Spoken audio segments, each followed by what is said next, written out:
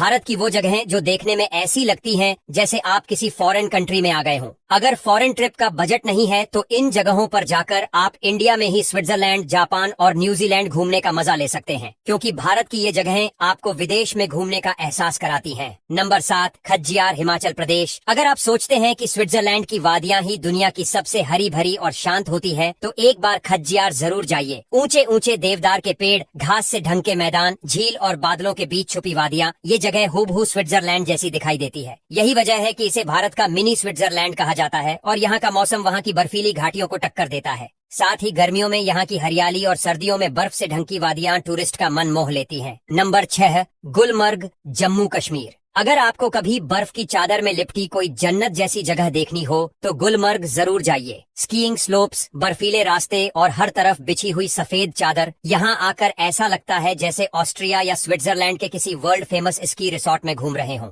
और यहाँ की गंडोला राइड, भाई साहब एक बार बैठ गए तो बादलों के ऊपर उड़ते हुए दुनिया अलग ही लगती है। गुलमर्ग की ठंडक और रोमांस का एक्सपीरियंस एकदम इंटरनेशनल है, वो भी देसी ट्रिप के बजट में। नंबर 5, औली, उत्तराखंड। औली के बारे में जो लोग सोचते हैं कि वो सिर्फ स्नो डेस्टिनेशन है, उन्हें वहाँ जाकर समझ आता है कि ये जगह असल में कितनी क्लासिक है। चारों तरफ पाइन ट्रीज, सफेद बर्फ की ढलानें और दूर नंदा देवी की पहाड़ी, एकदम जापान के किसी पोस्ट कार्ड जैसे नजारे। यहाँ की केबल कार राइड और स्नो फेस्टिवल इतने शानदार होते हैं कि एक्सपीरियंस जिंदगी भर याद रहता है। और जो शांति यहाँ मिलती है वो सिटी की टेंशन को एकदम गायब कर देती है। Number 4, Lepchajagat, West Bengal. दार्जिलिंग के पास छिपी इस जादुई जगह के बारे में ज्यादा लोगों को पता नहीं है, लेकिन जो एक बार यहाँ आता है वो बार बार आना चाहता है। यहाँ सुबह सुबह आपके कमरे के बाहर बादल खड़े रहते हैं जैसे आपको गुड मॉर्निंग बोलने आए हों। यहाँ की वादियां, जंगल और सन्नाटा, ऐसा लगता है जैसे आप न्यूजीलैंड की किसी जंगल ट्रेल पर चल रहे हों। यहाँ का सुकून, यहाँ की हवा और यहाँ की सादगी, सब कुछ मिलाकर ये जगह किसी फिल्म के सीन जैसी लगती है।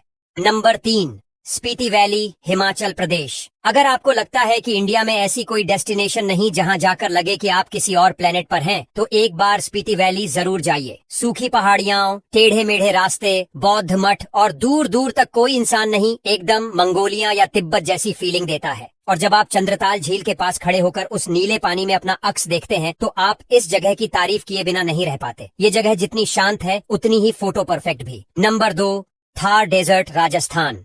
रेत के समंदर में ढलता सूरज, ऊंटों की सवारी और खुले आसमान में तारे, अगर ये सब सुनकर आपकी आंखों में दुबई या किसी दूसरे अरब देश की इमेज बन रही है तो आप एक बार भारत के थार डेजर्ट में आइए। यहाँ सैम और खुरी जैसी जगहों पर डेजर्ट सफारी, कैंपिंग और स्टार गेजिंग का जो मजा है वो मिडिल ईस्ट को भी टक्कर दे सकता है। और सबसे बड़ी बात, यहाँ का लोकल म्यूजिक और कल्चर इस एक्सपीरियंस को और भी रिच और मजेदार बना देता है। नंबर 1, लद्दाख। लद्दाख का नाम सुनते ही आंखों के सामने नीला पानी, रंग बिरंगे पहाड़ और मठों की शांति तैरने लगती है। पेंगोंग झील, नुब्रा वैली, शांति स्तूप, ये सब जगहें ऐसी हैं जिन्हें देखकर कोई भी कह देगा कि ये तो टर्की या जॉर्डन का हिस्सा है। यहाँ की हवा इतनी साफ है कि सांस लेना भी मेडिटेशन जैसा लगता है। और जब आप बाइक चलाकर इन रास्तों से गुजरते हैं तो सच में लगता है कि आपने जिंदगी जी ली।